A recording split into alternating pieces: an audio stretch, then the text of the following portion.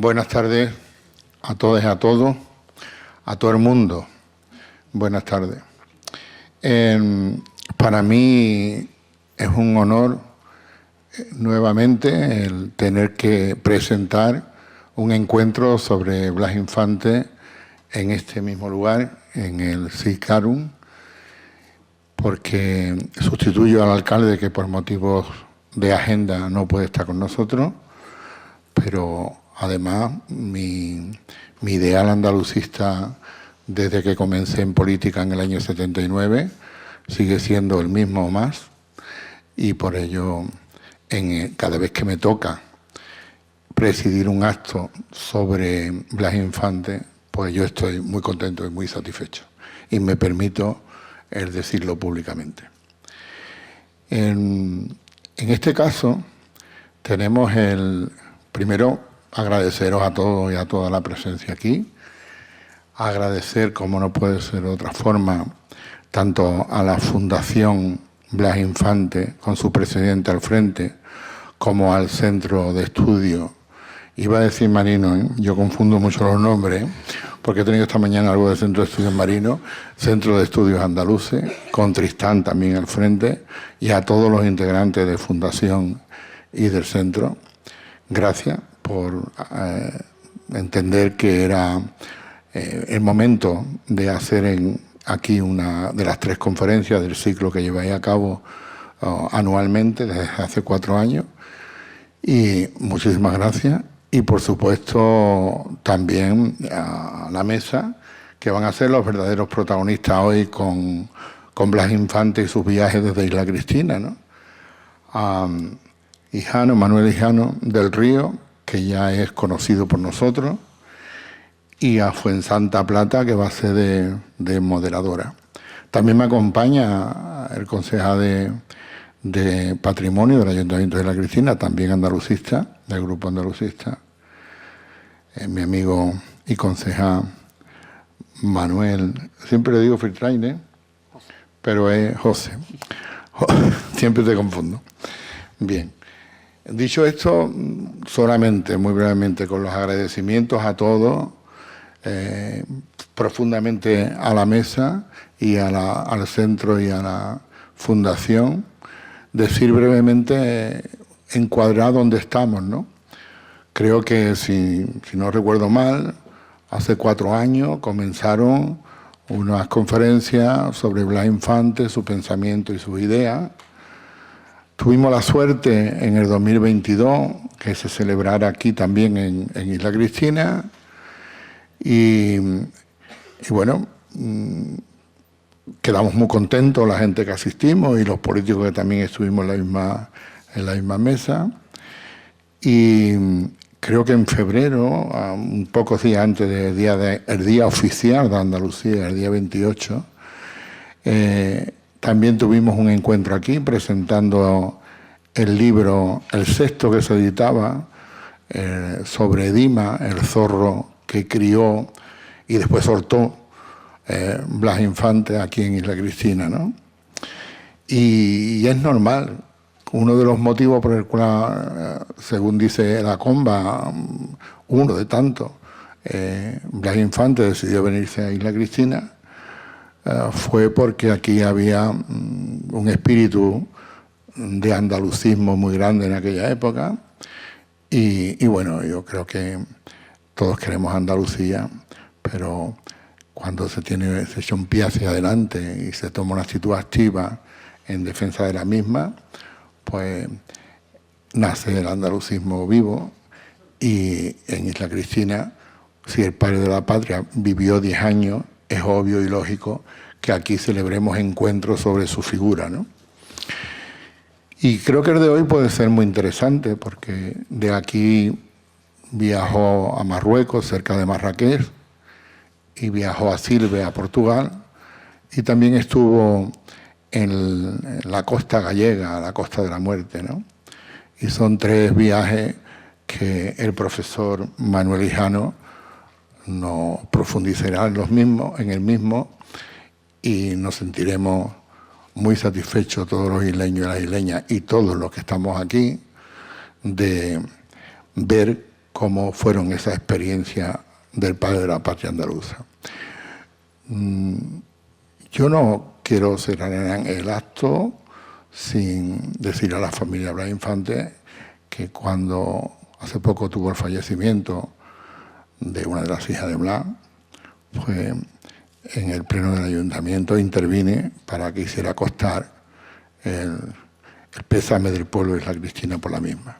Desde entonces no es la primera oportunidad que tenemos en representación del ayuntamiento de decirle a la familia, por supuesto, que sentimos muchísimo el tema luctuoso y le damos en nombre de Isla Cristina, que en este caso la estoy representando, nuestro más sincero pésame. Y sin más, le voy a pasar la palabra a José, que antes le dije Manuel. José Manuel. Bueno, pero le cogí una parte, pero ahora decimos las dos José Manuel. Y como delegado de Patrimonio quiero dirigir también unas palabras. Tú tienes eso, ¿no? Muchísimas gracias a todos y bienvenidos.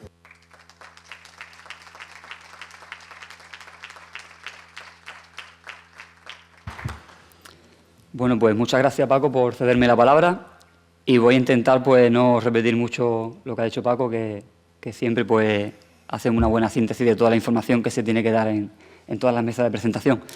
En primer lugar, muchas gracias a todos los asistentes, a los medios de comunicación que nos acompañan, que siempre están con nosotros, miembros de la Fundación Blas Infante, Corporación Municipal y equipo de gobierno. Y también a Paco, como primer teniente de alcalde, que hoy preside la mesa. Pues para mí es un orgullo, ¿no? Un orgullo y estoy muy contento de estar en esta presentación como delegado de Patrimonio y también como andalucista, de poder presentar esta obra, Los viajes de Blas Infante, que fueron abordadas durante su estancia en Isla Cristina. Este tipo de presentaciones, de obras, nos permiten seguir trabajando sobre la identidad andaluza y qué mejor sitio que hacerlo que en Isla Cristina, ¿no? Que, como ha dicho Paco, durante esos 10 años pues, han dejado marcada profundamente el andalucismo en Isla Cristina y como así lo muestran muchos emblemas en la localidad, como así tenemos un busto en el ayuntamiento y esperemos que pronto también veamos realidad el proyecto de la rehabilitación de la Casa de Blas Infante. Antes de comenzar con la exposición de Fuensanta Plata y Manuel Hijado, ¿no? Hijado, sí, perdón, Hijado, pues me gustaría dar las gracias también a la Fundación y al Centro de Estudios Andaluces por la atención que siempre han tenido hacia nosotros, hacia nuestra institución como ayuntamiento, para la organización de todas las actividades, exposiciones y actos en relación a Blas Infante y también como miembro de la ruta de la misma. También agradecer a la técnico Sole Calauche pues todo el trabajo que hace con la ruta de Blas Infante, el andalucismo también, y que no se pierda pues todas estas presentaciones, todos actos que hacen que no caigan en el olvido personalidades ilustres, como en este caso el padre de la patria andaluza, como es Blas Infante. Muchas gracias a todos y espero que disfrutéis de estas exposiciones.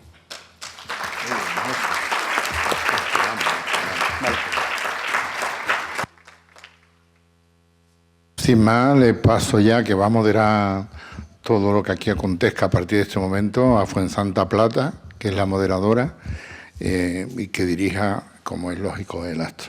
Fuensanta, todo tuyo.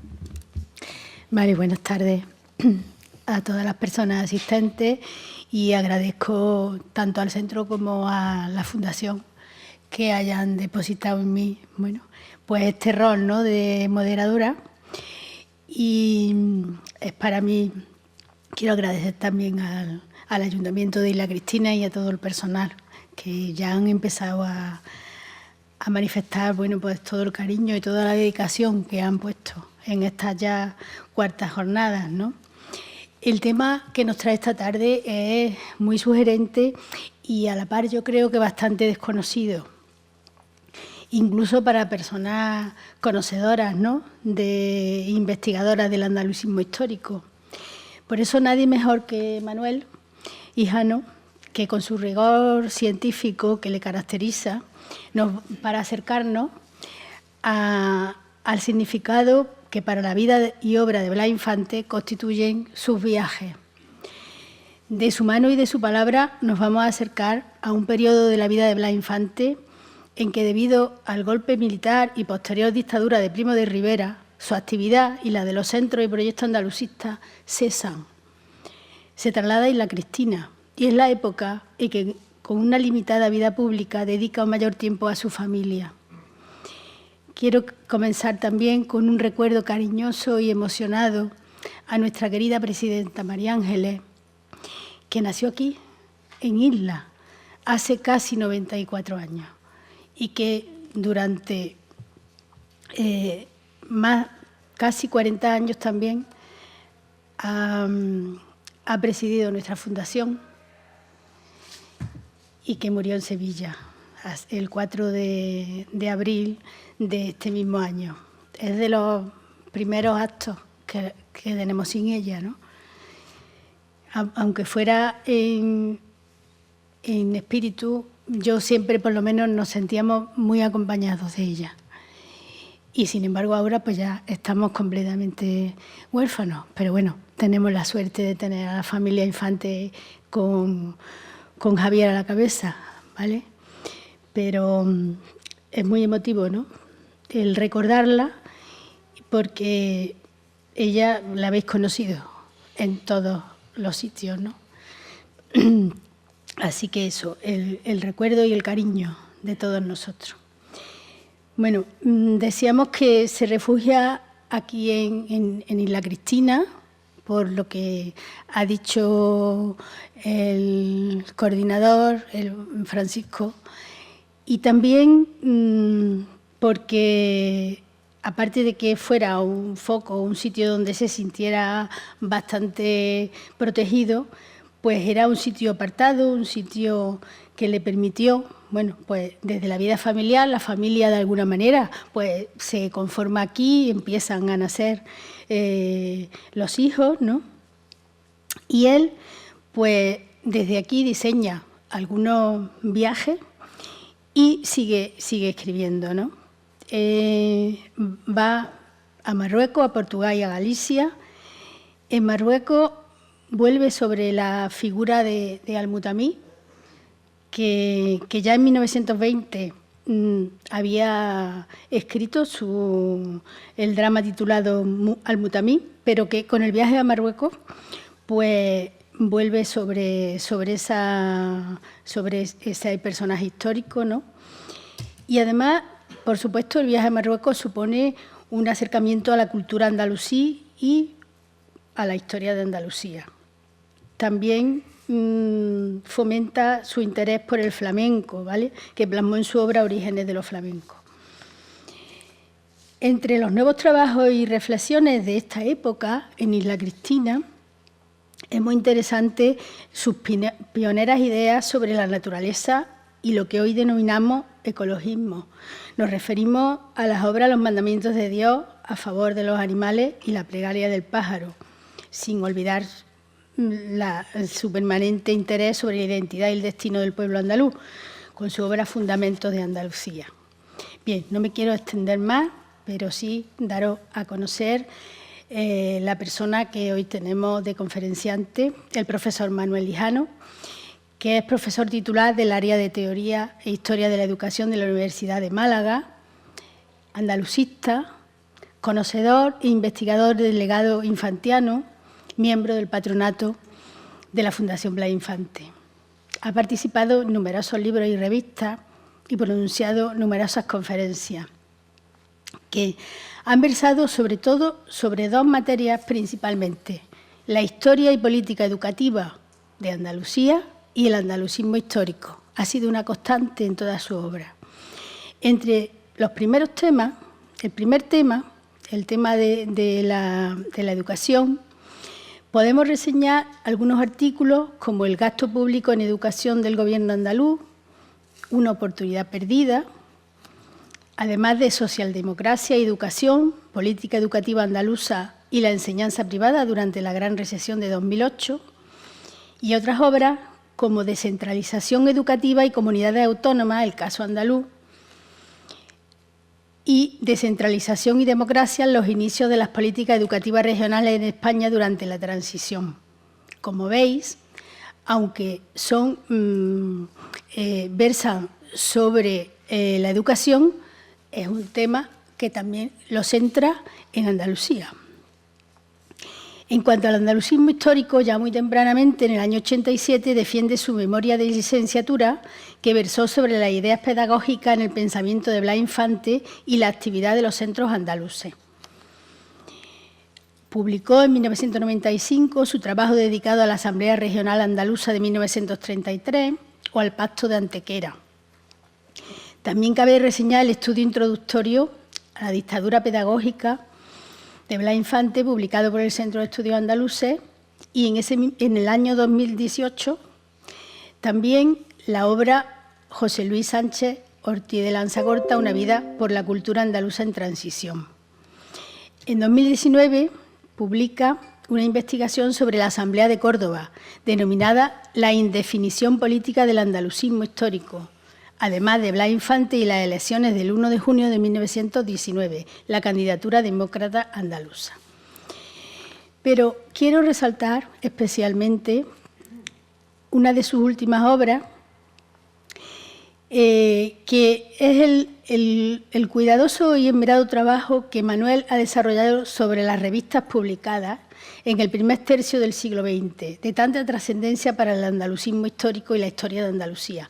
Me refiero a los estudios sobre la revista Andalucía, de 1916 a 1920, que pertenece al Fondo de la Universidad de Sevilla, un trabajo editado en 1992 por la Fundación Blas Infante, y la revista Vida Marroquí, que va de 1926 a 1936, que es depósito de la Fundación Blas Infante y que está actualmente inédita, aunque él ha colaborado en el Congreso, en el 7º Congreso del Andalucismo Histórico, y ya nos dio unas pinceladas.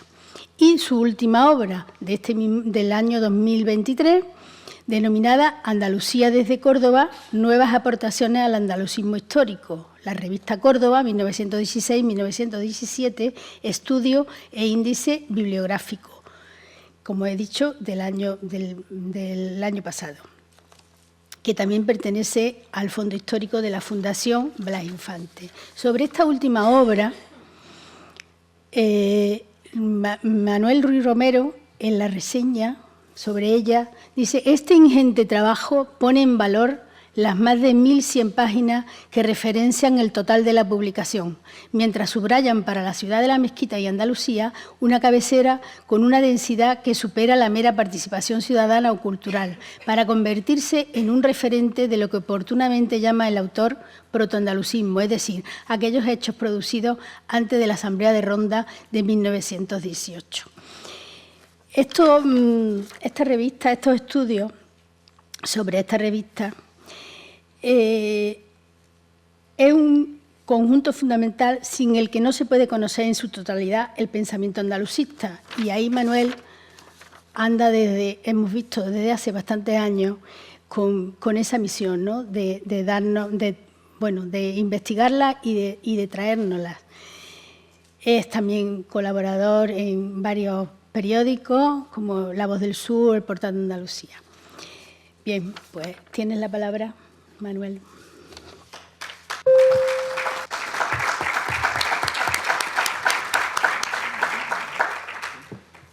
Bien, bueno, buenas tardes. Creo que tienes que apagar ahí. Ahora.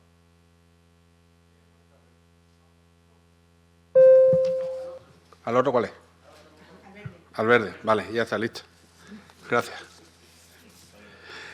Bueno, señor Francisco Zamudio, José Manuel, buenas tardes a todos, a todas. Fuensanta, habíamos quedado que iba a decir profesor de la Universidad de Málaga y miembro del patronato de la Fundación Blas Infante, punto. En fin, muchas gracias por tus cariñosas palabras. Para mí es un placer venir aquí a Isla Cristina. Esta mañana en el coche iba pensando, digo, el camino cada vez se me hace más corto de Málaga aquí a Isla Cristina, lo digo sinceramente. La verdad es que es un placer estar aquí con todos ustedes y encima, para colmo, para hablar compartir con todos ustedes pues información, conocimiento, reflexiones, análisis acerca del andalucismo histórico y de Blas Infante. Agradezco, por tanto, la invitación, tanto de la Fundación Blas Infante como de Centra, Tristán, Javier, muchas gracias. Y bueno, y felicitar también la colaboración entre las tres instituciones. Creo que es algo que es necesario, que todavía es necesario, que las instituciones colaboren, en este caso, para dar a conocer, para divulgar la vida y la obra de Blas Infante y del andalucismo histórico. Y todavía sigue siendo necesario, en 2024. Hace unas semanas nos hemos enterado que en el examen de la EBAU, de la antigua selectividad, ha vuelto a caer por sexta vez consecutiva la dictadura de Primo de Rivera. A Blas Infante ni está ni se le espera. Ayer tuve la genial ocurrencia de mirar los exámenes de historia de los... Iba a hacer 6 años, pero como quería tener un domingo en paz, pues me quedé tan solo en 4. Los 4 últimos años de historia, los exámenes de historia de los 4 últimos años que han caído en la selectividad. Y Blas Infante, como digo, y en el andalucismo histórico ni está ni se le espera. Entonces, claro, no se estudia lo que no se pregunta en los exámenes, y más en el segundo de bachillerato, que sabemos que es un curso propedéutico, es decir, que tiene una finalidad, un objetivo básico, que independientemente que sea la instrucción de instruir, es también preparar para un examen. El segundo de bachillerato tiene esas características. El examen es elevado, la selectividad. Entonces, si en la selectividad no preguntan nada sobre Blas Infante, pues no estudiamos Blas Infante. Y si no estudiamos Blas Infante, pues tampoco vamos a preguntar nada en el examen, es un círculo vicioso. Entonces, en algún momento habrá que romper con todo eso. Por tanto, es necesario seguir montando actividades de este tipo, aunque muchas de las cosas que yo voy a decir o que se puedan decir, pues bueno, pues están ya investigadas, analizadas. Entonces, debemos compaginar en esta charla, y ese es uno de mis objetivos, compaginar tanto la información que ya todos y todas conocemos, con también algún que otro dato inédito. El asumir esta tarea, el asumir esta labor, para mí es una dulce provocación, porque me he puesto a investigar sobre todo algunas cuestiones, detalles tampoco, pero bueno, que nos ayudan a perfilar lo que es este tema, ¿no? El tema de los viajes de Blas Infante, y nos ayudan también, yo por lo menos así me ha ocurrido, nos ayudan también a conocer con mayor profundidad a nuestro personaje, ¿no? Al padre de la patria andaluza. No sé si ha habido muchos momentos como este, en el sentido de que nos reunamos aquí tantas personas para hablar sobre los viajes de Blas Infante. Las publicaciones que he podido consultar para realizar esta charla, bueno, pues tratan, por regla general, tratan el tema de los viajes, pero bueno, de una forma más bien colateral, ¿no? Sin embargo, no he encontrado, no sé si existirá alguna publicación por ahí, no he encontrado ninguna referencia, ninguna publicación que los una, que una todos los viajes y saque unas conclusiones en común a partir de la información y de los análisis que se sacan de estos viajes, ¿no? Entonces, yo creo que es... ya estamos liados con la informática. Ahora, yo creo que vamos a, como digo, a aportar, por un lado, contenidos que todos conocemos, todos y todas conocemos, y algún que otro dato inédito. En primer lugar, vamos a hacer una pequeña introducción breve acerca del contexto, muy breve, acerca de cómo transcurre. Vamos a hacer una síntesis, nos vamos a saltar un montón de cosas conscientemente. Cómo estaba el andalucismo y Blas Infante, qué es lo que hizo Blas Infante hasta el año 1924, que es cuando viaja a Marruecos, viaja a Amat, ¿no? En segundo lugar, nos centraremos un poco en ese viaje, en el viaje a Amat. En tercer lugar, el viaje a Galicia. En cuarto lugar, el viaje a Silves o no. Veremos si realmente viajó a Silves o no viajó. Y en quinto lugar, pues lo que he denominado pues, otros viajes, ¿no? Unos pequeños apuntes, ¿no? Para terminar con unas conclusiones, de otros viajes de otros lugares, para terminar con unas conclusiones. Bueno, todos sabemos lo que voy a decir ahora, ¿no? Es decir, para el año 1924, el andalucismo histórico, pues bueno, pues durante este tiempo, pues bueno, pues ha extendido una red de centros andaluces, de centros culturales dedicados a la difusión y defensa del ideal andaluz, del libro publicado por Blas Infante en 1915, y a partir de 1916 se difunden todos los centros andaluces, se extienden una red de centros culturales, como digo, prácticamente por todos los territorios, por todas las provincias de Andalucía. Casares, Estepona, Sevilla, Jaén, etcétera, etcétera, etcétera, etcétera. Entonces, por otro lado también tenemos ahí pues, la cantidad de libros que escribe Blas Infante. Para el año 1924, para el año 1922, cuando llega, por ejemplo, aquí a Isla Cristina, ya ha publicado un buen número de libros, ¿no? Libros muy importantes. Con todo eso tenemos ya el corpus, el marco teórico, el marco ideológico en el que se va a mover esta ideología, esta ideología alternativa que surge en el mapa político andaluz, ¿no? Intencionalmente voy muy rápido, ¿vale? Se han celebrado las asambleas de Ronda de 1918, donde, como todos sabemos, se aprueba la bandera y el escudo, se aprueba también un programa regionalista. En 1919 se celebra la asamblea de Córdoba, se aprueba el manifiesto de la nacionalidad de enero de ese año, de 1919. Se publican un buen número de periódicos y de revistas.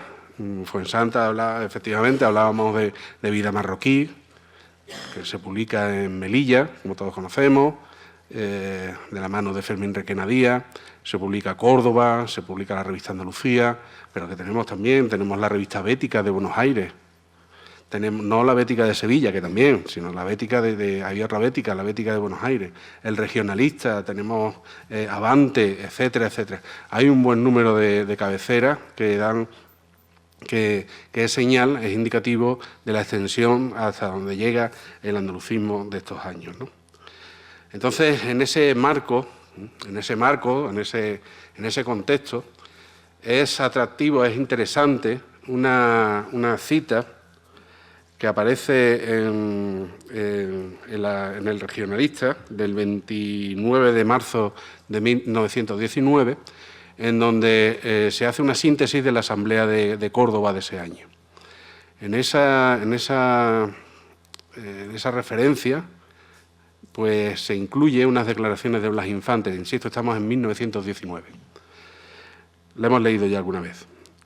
El señor Infante añade que ha cumplido su misión. Estamos hablando, insisto, en 1919, marzo de 1919.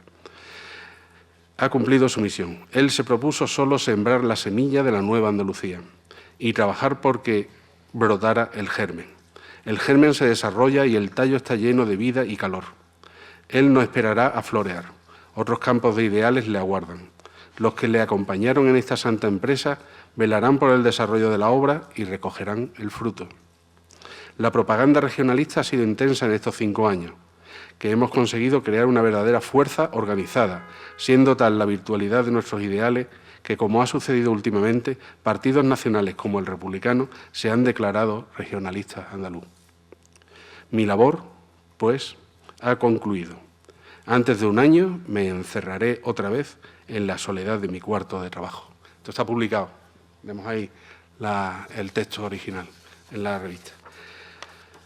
Como todos sabemos, sobre todo también por lo que vamos a hablar ahora y por las conferencias que hemos dado, hemos escuchado acerca de la intensa labor de Blas Infante aquí en Isla Cristina, Blas Infante incumple su palabra. Isla Cristina juega un papel provocador en el sentido de que es capaz de motivar a una persona que ya está de retirada. Porque detrás de esas declaraciones estamos viendo, se observa, se contempla una persona que durante todos esos años, durante esos 5 años, del 14 al 19, ha dado todo lo que ha podido dar de sí y ya se retira de la política, se retira a su casa, como a la soledad de su cuarto de trabajo. Sin embargo, llega aquí a Isla Cristina y Isla Cristina es capaz de motivar, de levantar, de instigar a este personaje para que siga trabajando por los andaluces, ¿no? Ese es el contexto. De hecho, aquí en 1922, como podemos ver, en 1922 lo sabemos todos, ¿no? Permuta su notaría de Cantillana aquí a Isla Cristina, aparece en la Gaceta, lo hace permutándolo con el notario Manuel Arévalo Carrasco, lo tenemos aquí. Y bueno, ya a partir de ahí, a partir de ese momento, desarrolla otra labor andalucista que ya hemos analizado, hemos estudiado en profundidad y en la que no me voy a extender. Bueno, pues estamos ya en 1924. Después de todo esto, en 1924, pues Blas Infante se decide viajar a Asmat, a Marruecos. ¿Por qué Asmat? ¿Por qué Marruecos? Pues bueno, brevemente, todos sabemos la idea que tenía Blas Infante acerca de Al-Ándalus. Él consideraba que, como buen intelectual, heterodoxo, crítico, inconformista con la historiografía oficial, él consideraba que lo que le ocurría al andaluz de su época, a las andaluzas y a los andaluces de su momento, tenía un porqué. Un porqué que no solo se refería a lo que estaba ocurriendo en ese mismo instante, en ese mismo momento, en esos años que estaba viviendo, sino también un porqué que se explica también por la historia. Entonces, él se imbuye, estudia periodos, épocas anteriores y descubre el periodo de Al-Ándalus. Y descubre que en ese periodo los andaluces éramos libres. El Al-Ándalus mantenía una sociedad tolerante, diversa, en determinados momentos, especialmente durante el reino durante la taifa de Sevilla, gobernada por Al-Motamid. Entonces, Al-Motamid, taifa de Sevilla, Al-Ándalus, son conceptos, son personas, son momentos que vienen a la cabeza de Blas Infante, se empapa, asume las tesis de los historiadores no oficiales, de esa historiografía orientalista, y defiende la necesidad de volver a ser lo que fuimos, volver a ser lo que somos. Hombres de luz, como dice el himno, ¿no? Y esos hombres de luz, esas mujeres de luz, se dieron ahí en Al-Ándalus. Pero es que además sigue para atrás, sigue retrocediendo, y descubre que Al-Ándalus no es otro periodo más que el resultado de la Bética romana. Y sigue yendo más para atrás, y descubre que la Bética es resultado de la Tarteso. Y entonces, entre Tarteso, Bética y Al-Ándalus, monta un continuo temporal en la historia, en donde descubre que los andaluces no solo éramos personas libres, sino también focos de progreso, de luz, hombres de luz que dimos al resto del mundo. Él, por tanto, va a tener esa idea, ese concepto, esa visión de Al-Ándalus, y decide, en 1924, viajar a Marruecos, decide viajar a Asmat. ¿Por qué Asmat? Pues porque considera, ¿por qué Asmat? Porque allí está la tumba de Al-Motamid, del último rey de Sevilla, ese que tuvo que huir de Sevilla porque fue, fue derrocado entre las tropas almorávides que le atacaban por el sur y las tropas cristianas que le atacaban por el norte. Tuvo que huir de Sevilla, ¿no? Y se refugió y se refugió allí en Asmat. Entonces el Infante quiere rendir homenaje, no quiere convertirse al islamismo. Ojo, eso es una tesis que viene por ahí. No quiere hacerse musulmán, sino que quiere simplemente rendirle homenaje al que fue el último rey de Sevilla, el último rey andaluz, de acuerdo con su idea. Y se embarca en esa aventura. Tenemos varios textos, por ejemplo, este de aquí, el del Manifiesto de la Nacionalidad, que dice, sosteniendo un poco con sus palabras lo que acabo de exponer, no habiendo sido jamás Andalucía entregada a sí misma desde la conquista y dominación cristiana que vino a absorber nuestros jugos vitales y a esterilizar nuestro genio andaluz, no puede decirse que Andalucía sea incapaz de regirse bajo nuevas condiciones. Cuantas veces fue libre, creó nuestra región las únicas maravillosas civilizaciones que existieron en España. El concepto de libertad, el concepto de liberación del andaluz, va a estar ahí en la base de todo este argumentario y por tanto, va a ser lo que justifique su viaje, en este caso a Ahmad, a visitar la tumba de Al-Mu'tamid. En el manuscrito AAX65 dice: el pueblo andaluz fue arrojado de su patria por los reyes españoles, y unos moran todavía en hermanos pero extraños países, y otros, los que quedaron y los que volvieron, los jornaleros moriscos que habitan el antiguo solar, son apartados inexorablemente de la tierra que enseñorean aún los conquistadores, y es preciso unir a unos y a otros. Bueno, pues con estas ideas, con esa visión, pues se embarca, y nunca mejor dicho, se embarca en un viaje que le lleva desde Isla Cristina a Lisboa y de Lisboa a Casablanca. ¿Por qué hace eso y no lo hace a través de un puerto, por medio de un puerto del sur de la península? Pues sabemos que en estos años, 1924, estamos en plena guerra con Marruecos, ¿no? España está en plena guerra con Marruecos, con lo cual lo que hace es entrar por el Marruecos, por el protectorado francés de Marruecos, entra por Casablanca. Para un poco relatar lo que ocurrió allí en Ahmad, en este viaje, hemos utilizado varios manuscritos, y especialmente uno que está alojado en la página web del Centro de Estudios Andaluces, que está digitalizado, se llama Peregrinaciones, son 85 páginas, ahora veremos alguna de ellas, la más importante, que aunque dicen los expertos que hay que transcribir, yo diría más traducir, aunque sea castellano, pero eso, ahora veremos la letra de Blas Infante, ¿no? Y yo creo que es la mejor fuente informativa, el mejor testimonio que podemos utilizar para describir realmente lo que ocurrió allí y en la tumba de Al-Mu'tamid. Que yo haya leído hasta ahora, pues no dio ninguna vuelta alrededor de la tumba, no se puso a orar, en fin, esas cosas que dicen algunos por ahí que ocurrió cuando llegó a la tumba, ¿no? Bueno, vamos a empezar por el principio. Blas Infante necesitaba de un apoyo, de una persona que al menos le llevara por allí, por Marruecos. Entonces Ficha consigue convencer a un empresario catalán, José Manuel García Vidal, y dice: con él vine en un mal barco hasta Casablanca desde Lisboa, José Luis García Vidal. Así se nombra mi acompañante.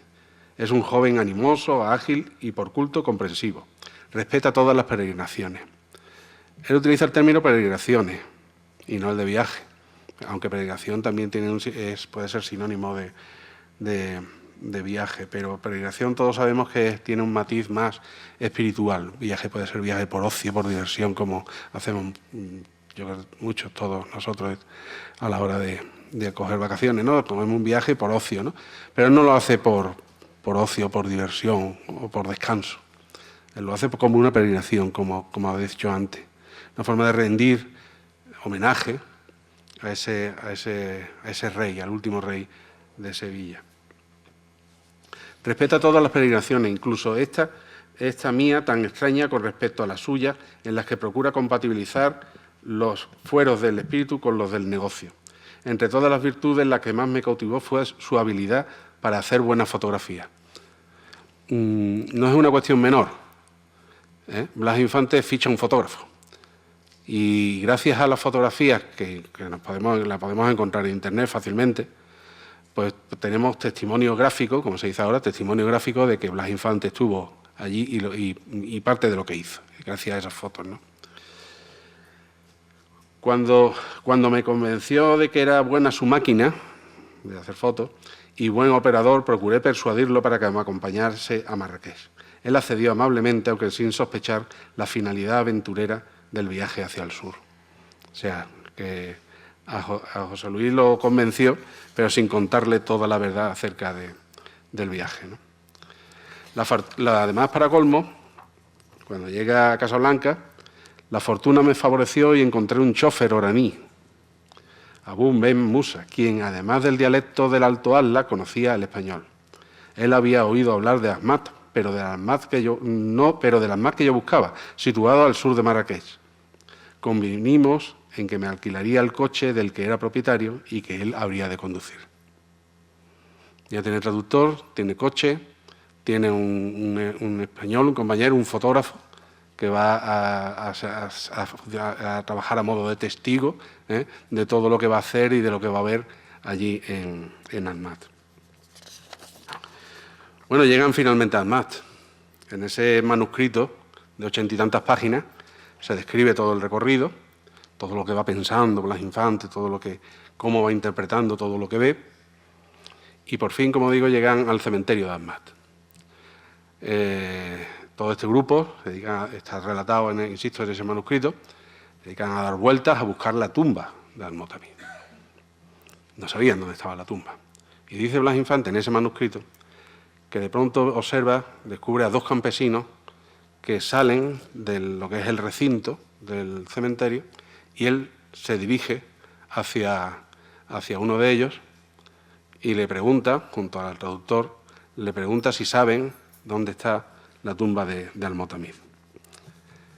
Uno de ellos, incluso el que le responde, le mira con una mirada que Infante dice, me recuerda a los andalusíes, la mirada de andalusí. Y le pregunta si conocen la tumba y él dice que sí, el campesino dice que sí. Y le pide, por favor, ir a buscar la tumba, que la lleve hasta la tumba. El campesino accede, dice que sí, adelante. Caminando hacia la tumba, relata, ya esto es testimonio tal como está traducido, la tienen aquí, esa es la página, está entre la 47 y la 50. Dice, caminando hacia la tumba, el campesino se detuvo de repente. Mirándome, habló unas palabras y el traductor me tradujo. Dice que el sultán que busca ha sido el hombre más sabio que jamás existiera. Así es, respondí yo. Seguimos andando. Unas palabras del campesino. Esto está redactado tal como, en fin, a bola pluma, sin intención de publicar, en fin, tiene faltas de todo, en fin. Pero bueno, está escrito para él. Unas palabras del campesino. 2 puntos. Nuevas palabras y nueva traducción. Dice que el sultán fue su antepasado y que él por ello conoce y cuida su tumba. Entramos en el recinto por la abertura de poniente. El campesino descendiente de Motamid exclamó con voz suavemente velada, mirándonos con ojos cerrados. Esta es la tumba de Abul Qasim Bet Abid, de Motamid. El sepulcro tiene 2 compartimentos. A la derecha, entrando sobre el suelo del primero, un montón de piedras señala el lugar donde yacen los restos del emir. El segundo contiene seguramente el cuerpo de la sultana Itimada al-Ratib. Asegura que bajo el mismo túmulo reposan las cenizas de los amantes. Quise comprobar por una brecha del muro e investigar el paisaje bajo la tumba del cementerio. A la izquierda, cerrando el horizonte, un bosque de vivo verdor. Omar Ducali explicó que la cúpula de la tumba se derrumbó hace muchos años sobre el sepulcro del rey. Para conocer el lugar en donde el cuerpo reposa, sus padres pusieron aquellas piedras, las cuales son visitadas frecuentemente por Hassan. Porque efectivamente la tumba de Almotamid, la tumba que ve Blas Infante, es Enrique Iniesta dice que es un montón de cascotes, de piedras, una sobre la otra. Nos sentamos alrededor del montón de piedras, nuestras bocas silenciosas, las almas iban abriéndose en una silenciosa palabra evocadora de la sombra venerable del sultán de Al-Ándalus. Hasta José Luis, el fotógrafo, estaba serio y cargando con su Kodak disimulaba su emoción buscando el lugar más adecuado para tirar unas placas del extraño grupo. Ahora veremos la foto que hizo José Luis. Más adelante, Blas Infante hace algunas preguntas. Dice, ¿permitirían en esta cábila que los andaluces viniesen a restaurar la tumba de sus reyes? Pregunté a Hassan Ben Omar. Sí, contestó él, resultante. Y viene otra pregunta. ¿Dejaríais que recogiésemos sus cenizas y las trasladáramos a Al-Ándalus? De este modo, el polvo de nuestros sultanes, en vez de llegar a ser arena del desierto, convertiríase en tierra de Andalucía. Hassan no quiso contestar. Allá esa pregunta, como que para llevaros la ceniza de aquí, de eso nada. No quiso contestar, pero pude percibir que se encontraba profundamente conmovido. Y luego, finalmente, añade Blas Infante, recogí y guardé un puñado de tierra de la tumba y salimos de aquel recinto durante siglos solitarios. El viaje de Ahmad a Marruecos fue una aventura, sumergido en una visión de Al-Ándalus, idealista, en donde se deja imbuir incluso por ese clima, donde la rebeldía, ante lo asumido como lo intuido, lo normalizado, le llevan a sondear otras fuentes documentales, otras experiencias. A la vuelta pasa por Rabat e incluso llega a oír la nuba. Todos sabemos que ese momento originó pues, el estudio de Blas Infante sobre el flamenco. Dice él, la nuba sigue melodiando la nostalgia lírica de Andalucía en el destierro, ese canto es coral. En su patria de origen, en la Andalucía peninsular, el mismo módulo musical se expresa en canciones solo individuales.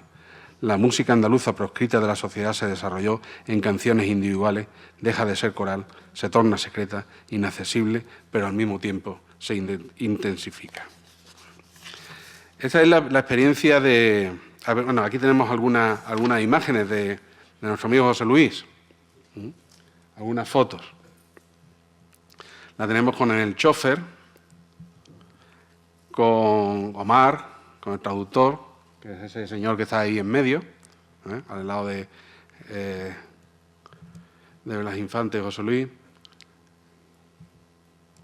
Y ahí la tenemos justo sentado al lado de la tumba. Esos cascotes es la tumba de Al-Motamiz. Vámonos a Galicia.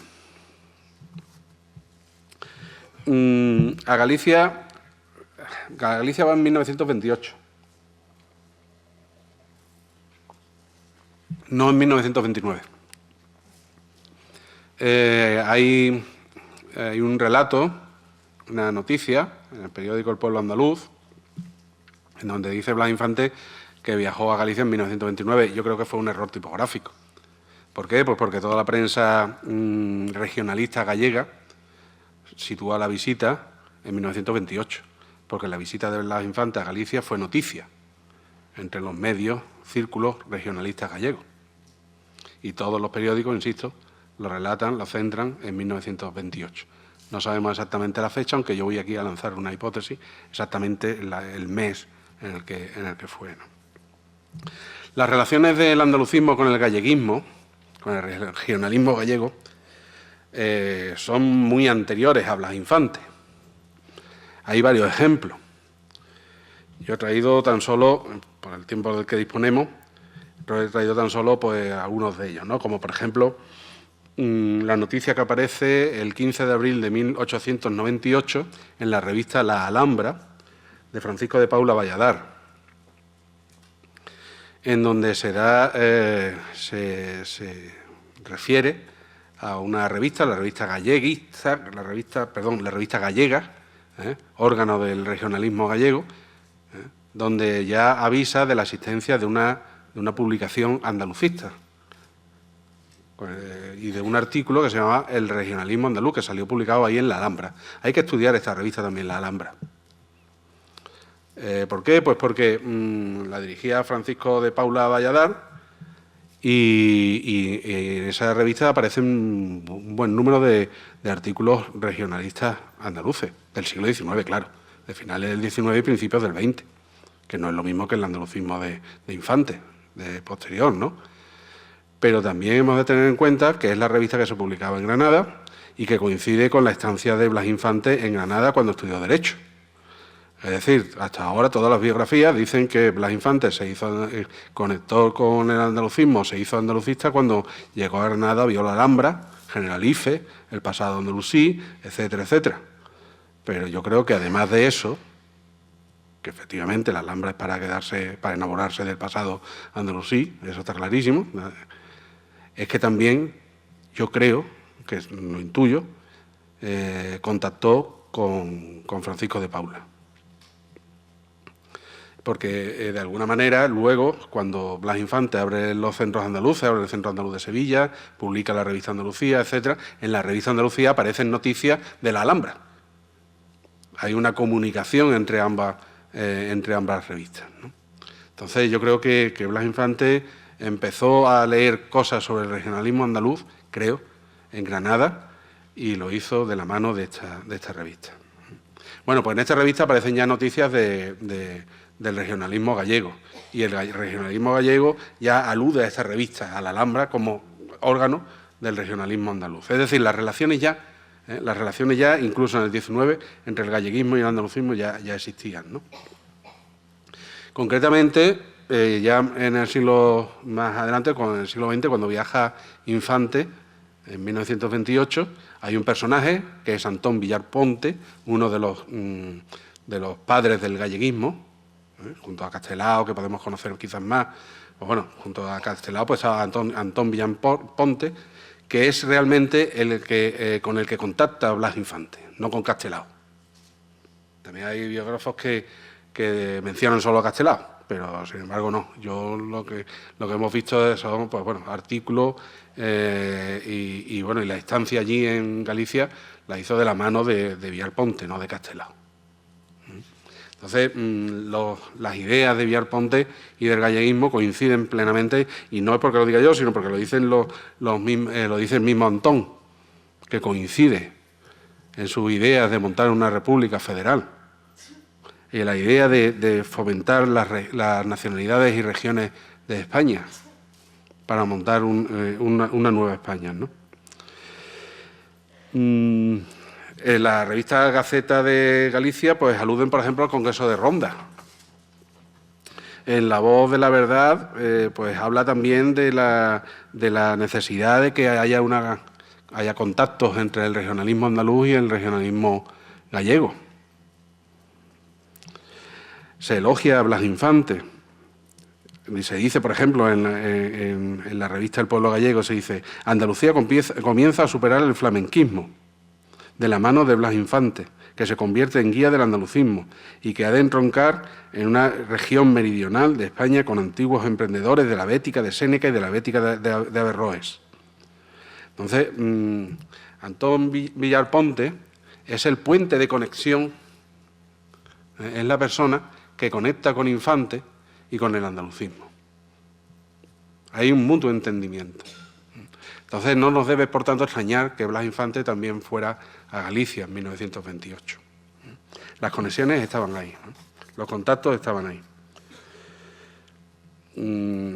Por ejemplo, hay más datos. Por ejemplo, hay 13 libros de la editorial gallega Nos en los fondos de la biblioteca de Blas Infante, en la biblioteca personal, 15 libros de carácter regionalista, hay 38 referencias a Galicia en la revista Andalucía, 18 en la revista Córdoba, 32 en la revista Vida Marroquí, etcétera, etcétera. Las relaciones estaban ya. Cuando Blas Infante no va a ciegas a Galicia en 1928.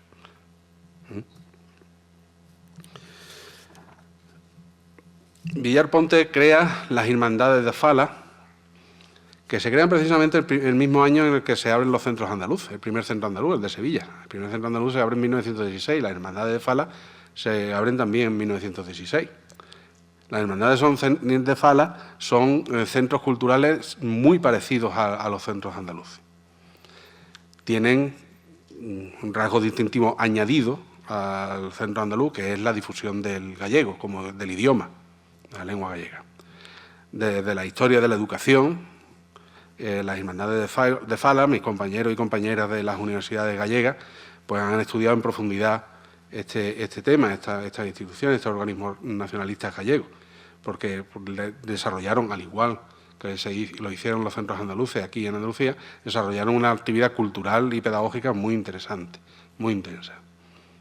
Defendían la inclusión de contenidos de historia, de lengua, literatura gallega y la enseñanza en gallego. Bien, volvemos de nuevo al artículo que os comentaba antes, ¿no?, en el que se decía que Blas Infante comete más que Blas Infante, la revista El Pueblo Andaluz. En este artículo, La fiesta de Santiago, pues Blas Infante escribe que estuvo en en Galicia en 1929, cuando no es cierto, fue en 1928. Tenemos como ejemplo que contradice esa fecha, pues la revista nacionalista gallega Nosa Terra, que dice que Blas Infante ha estado por aquí en el mes de septiembre de 1928, un año antes, ¿vale? Un pequeño error y ya está, ¿no? Pero volviendo a ese artículo del Pueblo Gallego, pues en ese artículo, pues Blas Infante alude a una anécdota, fíjense, después de estar un mes viajando por Galicia, hace una crónica de ese viaje por Galicia, y en ese artículo, que son 4 columnas, dedica más de la mitad del artículo a una anécdota. Después de estar un mes viajando por Galicia, cuando quiere relatar ese viaje, alude a una anécdota. Y la anécdota es muy conocida. La anécdota es muy conocida. Es la del famoso... a ver si lo encuentro. Aquí está, sí. Eso es. Está aquí. La del famoso encuentro en la iglesia de Santiago de Pontedeume. Dice Blas Infante: en Pontedeume, en unión de mi fraterno Pepe Mas, que ahora hablaremos de él, quien entonces tomaba nota para su bellísima novela Por la costa de la muerte, había visitado una iglesia en la cual, como en todas las de Galicia, se encuentra un Santiago matando moros. El Santiago sobre las andas, en el centro de la iglesia, nos sugirió esta interrogación: ¿por qué Santiago mata a estos hombres? Oh Señor, contestó el monaguillo, porque los moros mataron a nuestro Señor. Y añadió el sacristán, son los granadinos, Señor, gente muy mala. En 1961, Blas Infante escribe, dice: pedí a los compañeros de Galicia que cuando España recobrase su libertad celebrarán una fiesta en la cual, como señal de amor y reconocimiento de Andalucía, desmontasen a Santiago y le rompiesen la lanza. Así me lo llegaron a prometer. Bien, esa es una anécdota muy conocida, para los que estamos... Pero lo que no es tan conocido es si realmente eso pudo ocurrir o no pudo ocurrir, se lo inventó Blas Infante o si fue exactamente así. Ahora tenemos Google, tenemos motores de búsqueda, tenemos imágenes de todo, y más de una parroquia, de una iglesia de Santiago, de donde esté este Santiago Matamoros o donde esté dedicada a Santiago, bajo la vocación de Santiago en Pontedeume, seguro que tenía que haber. Y efectivamente, la encontré. La iglesia de Santiago de Pontedeume es esta, que tenéis aquí. Claro, si está la iglesia, hay oficina, en Pontedeume hay oficina de turismo y página web de la oficina de turismo. Y dentro de la página web de la Oficina de Turismo de Pontedeume, pues tiene que haber fotos de la iglesia de Santiago. Pues bien, pues del interior. Y tiene que estar en Santiago Matamoros. Pues me pongo a buscar y me encuentro que está este altar que tienen ahí, con Santiago. Pero el Santiago que me encuentro es este, que de Matamoros nada. Entonces, claro, me entró la duda, bueno, ya sabemos, esto ocurre en 1928, todos sabemos, guerra civil, todo lo que pudo ocurrir, en fin, todos sabemos, en Málaga, por ejemplo, de donde yo vengo, se quemaron iglesias, pues la imagen de Santiago Matamoros, pues de madera, posiblemente. Además, investigué un poquito sobre la comarca, en Pontedeume, una comarca minera, una clase obrera muy potente, hubo una represión también muy grande, en fin. Vete tú a saber dónde. Pero en Google aparece un teléfono móvil, al que llamé. Y me sale el cura párroco. Me lo cogió. El cura párroco se llama Benjamín Sevillano. Sí, Benjamín Sevillano. Y le pregunté sobre esta imagen. Le pillé haciendo la colada, digo, pero disculpe usted, que dice, no, estoy haciendo la colada y tal. Digo, bueno, estoy haciendo una conferencia, conoce a Blas Infante, porque tiene familia aquí en Andalucía, en Estepona, veranea por Estepona con su familia, y me asegura efectivamente que la imagen está allí. Lo que pasa es que la tienen metida en una cripta. El Santiago perdón, la imagen de Santiago que estamos viendo, fue descubierto en 1961 en unas excavaciones y sustituyeron el Santiago Matamoros de Blas Infante por esta. El Santiago de Matamoros es este. Está en la cripta de la iglesia. Entonces les comenté que bueno, que según la anécdota, pues bueno, pues había algunos, según la anécdota que contó Blas Infante, que estaba en el centro de la iglesia, pues había algunas personas que han reflexionado sobre el tema y consideran y pensaban que bueno, que como estaba en el centro, en unas andas, pues bueno, pues seguramente que Blas Infante iría por allí en el mes de julio, la festividad de Santiago. Y Benjamín me dijo que nanay, que eso pesa un montón, que además las andas son muy pequeñas y que como mucho 4 hombres podrían tirar de ellas y es imposible tirar de ellas. Así que eso de que fuera en julio no. Y entonces ya a partir de ahí me entró la duda y ya efectivamente en la prensa galleguista del regionalismo gallego hablan más de septiembre de 1928. Pero bueno, pero estas son las imágenes, estas son las fotos que me mandó Benjamín, le di las gracias, no conocía la anécdota, le mandé el recorte, recortes de prensa donde Blas Infante alude a esta imagen y como pueden ver, pues bueno, pues la verdad es que la imagen es, si alguien quiere que se la mande, me puede mandar un correo electrónico y se las mando personalmente, vaya que y se la verá con mejor detalle y verá la fuerza que tiene, vaya, hay un caballo aplastando literalmente, aplastando a un moro. Bien, otra cuestión, Blas Infante va a Galicia, ¿pero a dónde? Va a La Coruña. ¿Y por qué va a La Coruña? En primer lugar, porque es el centro neurálgico del galleguismo. Pero hay otra cuestión también interesante, porque el hermano de Blas Infante trabajaba allí como juez. José María García León dijo el día 12 en Cádiz que sería interesante profundizar en la biografía del hermano de Blas Infante. Yo cuando lo escuchaba por YouTube, bueno, dijo, lechuga, pues es cierto, porque Blas Infante viaja a La Coruña porque allí vive su hermano. Ya tiene resuelto el tema de hospedaje.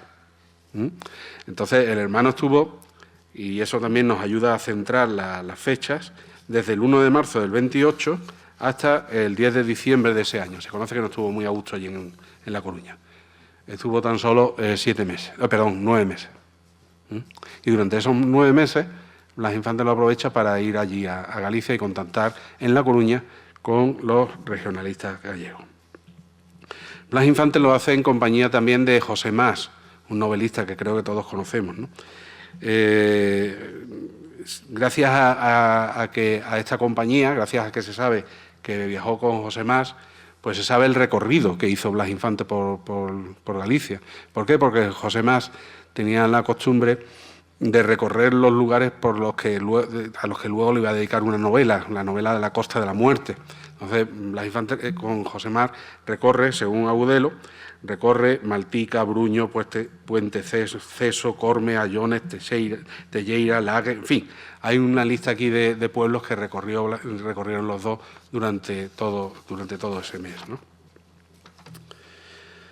En La Coruña, pues, Blas Infante, bueno, las relaciones con el hermano, como digo, hay que profundizar, hay que profundizar. Sabemos también que Blas Infante llega a ser profesor. Trabajaba en una academia en el año 1923, una academia en Madrid, una academia que regentaba junto a su hermano Ignacio. Preparaba para oposiciones a notaría y para juez. Eso sale publicado en el periódico El Fórum. La academia se llama Fórum, y se publicó en el Heraldo de Madrid. Está publicado el 4 de enero de 1923 en la página 6.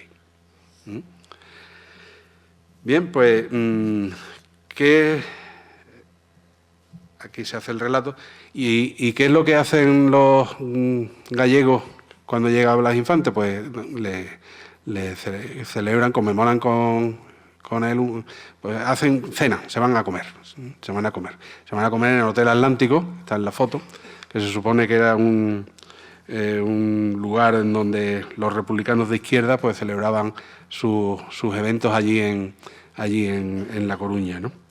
La presencia de Infante causó una gran expectación en la prensa, y realmente ahí nos encontramos en la prensa regionalista gallega pues numerosas referencias a la visita, todos no hay tiempo, quiero ir más rápido, pues elogiando el papel de Blas Infante en Andalucía, la unión en su ideal, en sus intereses, y cómo Blas Infante dice, por ejemplo, para seleccionar una nota: hemos saludado con verdadera efusión al ilustre pensador que supo hacer despertar en su tierra un noble y fecundo sentimiento regionalista.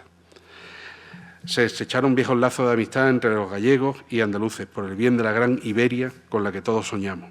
Blas Infante ya sabe lo mucho que se le quiere, lee y admira en Galicia. En fin, no me quiero extender más. Bueno, tercer destino, Silves. Bueno, sabemos que Blas Infante se dirige al ayuntamiento de Silves. Este es un fragmento del acta del ayuntamiento de Silves, en donde se recoge los días 17 de noviembre del 17 de noviembre del 26 y 18 de noviembre del 26. En esas dos actas se recoge la solicitud de Blas Infante para que en Silves se rinda homenaje al Motamid, lugar en donde se educó al Motamid. En concreto, se le propone dedicar una de las murallas de la ciudad a Motamid y colocar una lápida ofrecida por Blas Infante. Eso es el 17 y 18 de noviembre del 26. Está aquí traducido.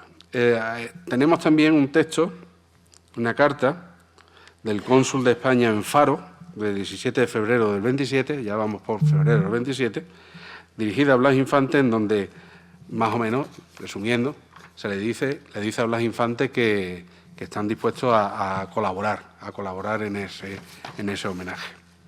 El acto, en principio, iba a tener lugar el 8 de marzo de ese año, y, sin embargo, tenemos constancia de que se retrasa al menos hasta finales de septiembre o comienzos de octubre, de 1928. ¿Por qué? Pues porque este ofrecimiento vino acompañado de una polémica en la prensa portuguesa, en donde, según dice Blas Infante, los periódicos retrógrados de Lisboa emprendieron una activa campaña, y una vez fijada la fecha, realizadas las lápidas, enviadas las invitaciones a intelectuales andaluces, dieron a través, como se decía antes, con la fiesta. Y esta no se llegó a celebrar, dice Blas Infante, porque el señor Blas Infante era un islamita. Según Infante, la prensa denunció que se trataba de plantar la media luna rematando la torre de la Catedral de Silves, un bulo, ya estamos con los bulos, y porque de España ni buen viento ni buen matrimonio. La polémica fue tal que las opiniones se dividieron entre los cabritenses, los contrarios al acto, y llamados así porque seguían al señor Cabrita, y en la voz contra los partidarios denominados motamides, acusados de querer resucitar la guerra entre moros y cristianos. Sin embargo, a pesar de que tenemos aquí en la higuerita también pues referencias a que ese acto se iba a celebrar y que Blas Infante, sin embargo, tenía sus dudas y tal,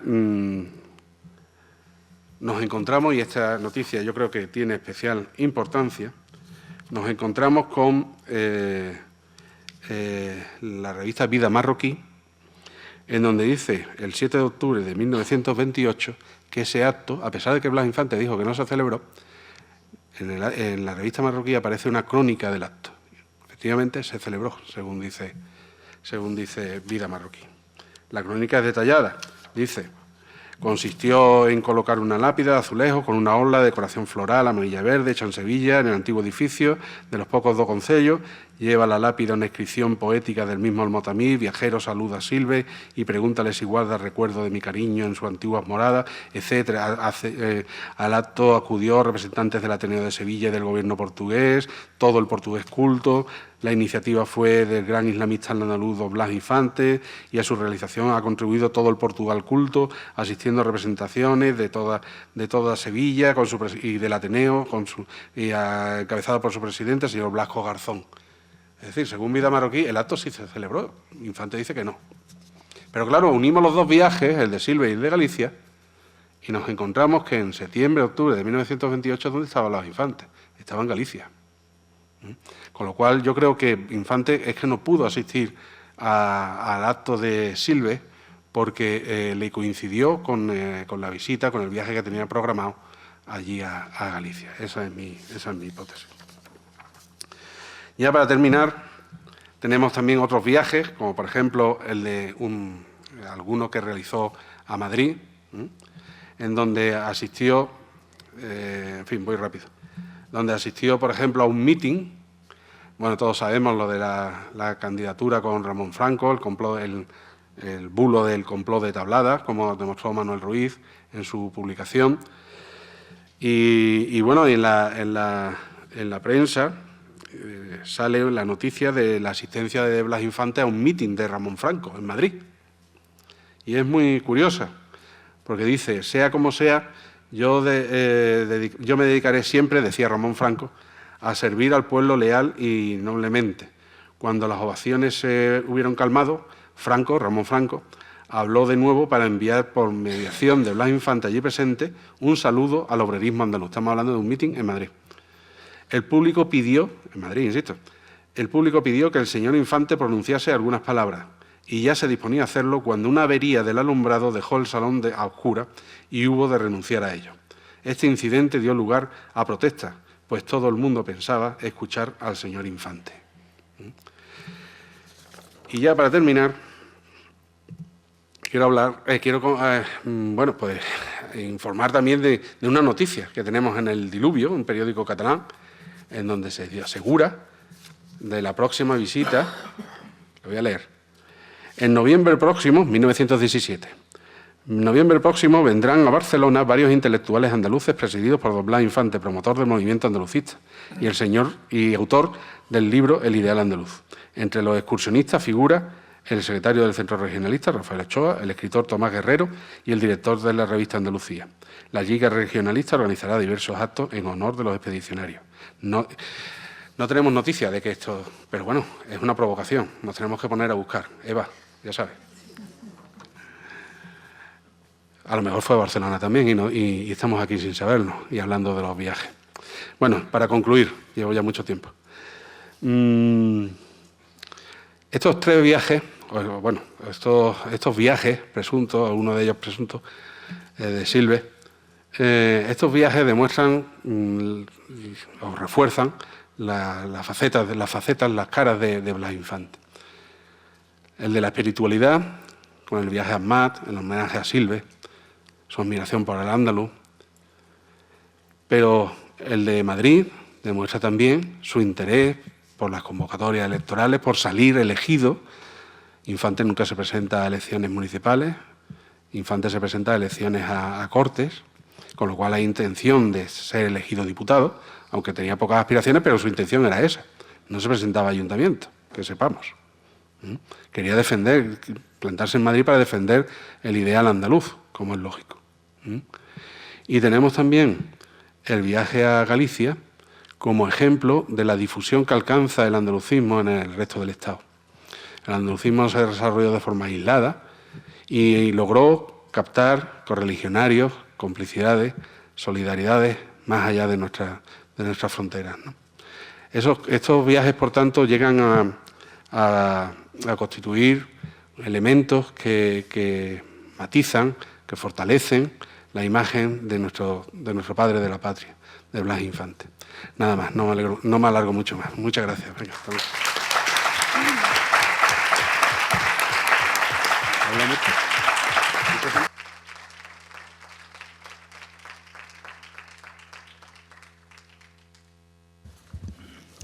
Bueno, después de estas sugerentes palabras, ideas, de todo, que yo creo que no me he equivocado a la hora de anunciar el conferenciante que teníamos, ¿no?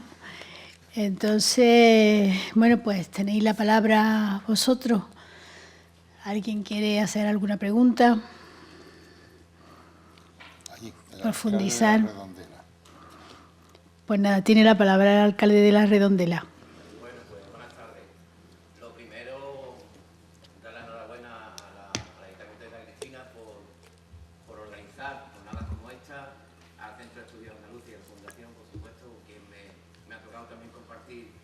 tiempo interesantísimo de los últimos años y me he quedado, bueno, y las gracias también a vosotros y al ponente por la generosidad a la hora de compartir todo ese tiempo que lleva de estudio y de profundidad en la figura de Blas Infante. Me ha quedado una duda, es más que nada una curiosidad. Cuando has hablado de la imagen de Santiago Matamoros en el pueblo gallego, no he captado por lo que has dicho de que el sacerdote, si había dicho que no salía por algo o por qué ha destacado esa imagen allí en concreto. Bueno, la imagen la he destacado porque es la imagen que vio Blas Infante. ¿Que la vio dónde? En Pontedeume, en la iglesia de Santiago. Porque ya él la conocía de Andalucía, ¿eh? No, él está visitando Pontedeume y se encuentra con la iglesia de Santiago. Entra en la iglesia de Santiago y se encuentra con la imagen de Santiago en el centro de la iglesia. Entonces, las que hay en Andalucía están por esa... No, que va. No. Santiago Matamoros es un mito, porque Santiago no tiene absolutamente nada que ver con la conquista, en absoluto. Eso fue un invento, una construcción ideológica del Estado, del régimen español, y que adopta a Santiago como patrón y como referencia.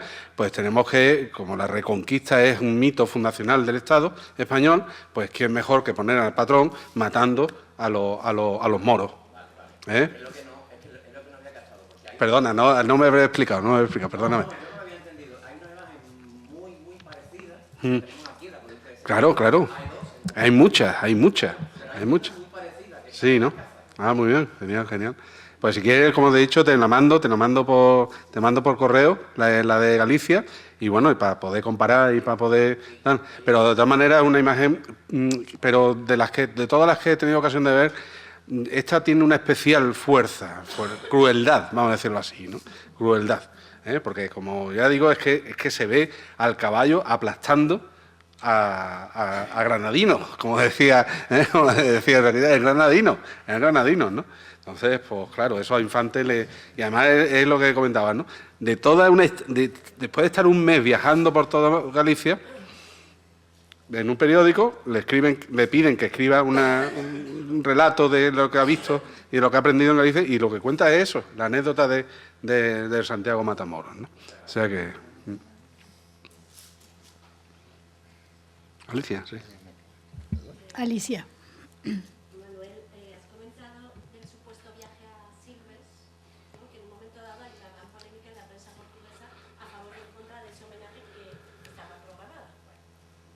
Sí. Luego la única prueba hasta el momento que tienes de que se haya hecho es vida marroquí, pero en la prensa portuguesa No lo he encontrado. no se hace eco de... No lo he visto yo eso, Alicia. Es que es poco probable si existe un caldo de cultivo previo, digamos, a favor o en contra, si luego ese homenaje se llegó a realizar. Ya. Que no haya aparezca nada, es que no lo has encontrado. No lo he encontrado. Es que no sé, a la primera vez que uno hace una falsa crónica. Bueno. Un periodista. Estoy aventurándome, estamos bajo. Pobrecito Fermín Requena, ¿no? Bueno, puede ser. Pero la noticia está ahí. Es decir, ¿y qué saldrían ganando? Bueno, sí, puede ser, ¿no? También Vida Marroquí, ya sabes, ¿no? La revista de Melilla, la unión entre las dos orillas que en Silva y se puede... Que sea malintencionada, sino, no lo sé, porque sería extraño que la prensa portuguesa, si ha habido ese cambio de cultivo previo, Bueno. de polémica, luego no se hiciese eco de que realmente se ha hecho ese homenaje con esa presencia tan notable de personalidades políticas y sociales. El Ateneo incluso, efectivamente, el Ateneo de Sevilla dice que asistió. La lápida sí. La lápida. No, la lápida no está ya. La lápida no está. No se sabe. La lápida no está. Al final no existe ningún vestigio, nada más que las notas de prensa, por un lado, de la intención, y del supuesto homenaje. Pero la noticia está ahí, no lo sé. Bueno, en fin, sería... ¿Vale, Eva? ¿Nos ponemos? Sería bueno también investigar en otros medios, ¿no? Pero vaya, Vida Marroquí tiene también su rigurosidad, ¿no? Puede ser. No lo sé. Es cierto que haya, que mismo Blas Infante dijera, Bueno, a lo mejor no se le invitó a Blas Infante y se solventó el problema. Se aprovechó que Blas Infante estaba por Galicia y se organizó el homenaje sin Blas Infante. Pudiera ser, a pesar de que la idea fue suya. Eso sí es cierto. Aparece en las actas del ayuntamiento. Pero está bien, está bien. Pues, lo seguiré pensando. Ahí tenéis otro tajo. Está clarísimo. Yo, cuando lo estabas diciendo y lo que se había hecho eco en la prensa contra Blas Infante, lo pensé. Digo, lo mismo, o lo hicieron sin que él pudiera ir o lo que sea, o él mismo, pues... Dijo que no. Dijo que no iba. Claro. Pero bueno, tenéis que seguir investigando. Sí. Hay que seguir comprobando ese dato que da Vida Marroquí, efectivamente. ¿Y el moravito que hay ahora por la tumba de Blas Infante De Motamí? en Azmat, ¿ese cuándo se construyó? Eso creo que fue de la Junta de Andalucía. Eso lo hizo la Junta de Andalucía, sí, efectivamente. Lo reconstruyó la Junta de Andalucía. De todas maneras, también hay que ver lo que era en la tumba de Motamí, esos cascotes ahí. Eso lo dice Enrique Iniesta, ¿no? Que se quedó. Infante ahí va a creérselo todo, ¿no? Va tan imbuido, que se lo cree todo. Se lo cree todo. Se cree que Omar era descendiente de Motamí. Se cree que aquello era una tumba, que era la tumba de Motamí. Se lo cree todo, ¿no? Y claro, pero es lógico, él va imbuido completamente en los textos que he podido transcribir, como dicen, o traducir, acerca de lo que va sintiendo él allí en Azmat, no lo que es el simple relato, que no es poco. Infante está imbuido totalmente con lo que está viendo, se queda totalmente hipnotizado y se lo cree todo, se lo cree todo. Está viviendo una experiencia única. ¿Alguna otra palabra? Fran. El tema de la academia esta forum, ¿no? Sí. ¿Hay más información? No. ¿Qué va, Fran? Me llama la atención. Uf, ¿te puedes imaginar el bote que yo pegué cuando lo vi, cuando lo descubrí? Sí. ¿Cómo lo hacía, no? Porque hoy con el tema online... Efectivamente, eso obligaba a asistir a clases como docente. Vaya, ahí está. Sí. Es muy curioso. Sí, él tuvo despacho en Madrid, estuvo unos años viviendo en Madrid, los padres también estaban en Madrid, en fin, que él tuvo domicilio en Madrid, ¿no? Durante un tiempo. Habría que casar una cosa con la otra, ¿no? Hay que casarlo, porque es un anuncio, lo único que tenemos es un anuncio en la prensa de 3 líneas, que has visto tú ahí, ¿no? Pero que sí, que en Vida Marroquí no sale, pero vaya que está, que es cierto, hay que pensar también sobre eso, ¿no? Cómo pudo, porque claro, no existía el MIT ni nada de eso, ¿no? Obviamente, tenía que asistir a clases y dar clases de oposición. Además se dividieron los papeles, el hermano daba clases para oposición a juez y él a notarías, lógicamente. Por tanto, ahí también se fortalece la relación entre ambos, ¿no? Entre los dos hermanos, ¿no? Que va más allá de la puramente familiar, ¿no? Hay cartas de Infante e Ignacio, de Blas e Ignacio, hablando de los padres también, que mandan de dinero, en fin, temas ya familiares, ¿no? Pero fue una relación que fue más allá de la puramente familiar, ¿no? Es muy curioso, sí.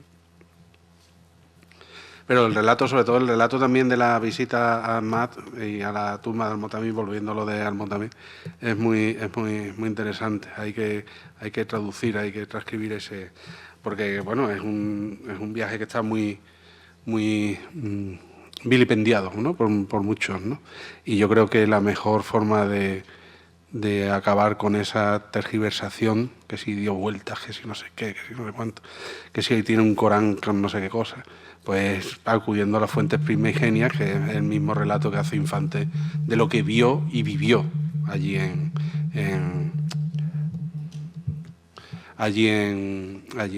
Azmat. ¿Alguna otra palabra? Bueno, pues entonces...